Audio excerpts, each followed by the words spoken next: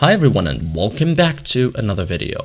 So if Adobe Acrobat says a font is missing, substitutes another font, or displays text incorrectly, don't worry. Adobe Acrobat does not store most fonts itself. Instead, it relies on fonts installs on your computer or fonts embedded within the PDF. When a required font is missing, Acrobat may replace it with another font, causing formatting problems. The good news is that most missing font issues can be fixed by installing the correct font and refreshing Acrobat.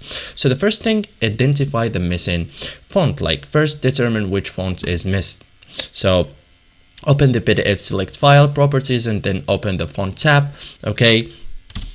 Review the font list, look for embedded subsets. Okay, so you need the exact font name before installing it. Okay, obtain the correct font. Like once you know the font name, download it from the font creator, obtain it from your company or document author, and install a licensed copy. Okay, so it ensures proper document appearance and it prevents font substitutions. Okay, so always use legally licensed fonts.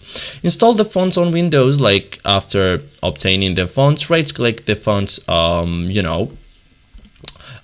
file, click install, or click install for all users. Okay, so it adds the font to Windows and makes it available to Acrobat. Okay, so you can also install the font on Mac. Like for Mac OS, double click the font file, open font book, and click install fonts. It makes the font available system wide and allows Acrobat to use it. Okay, so thank you guys for watching this video and see you in the next tutorial.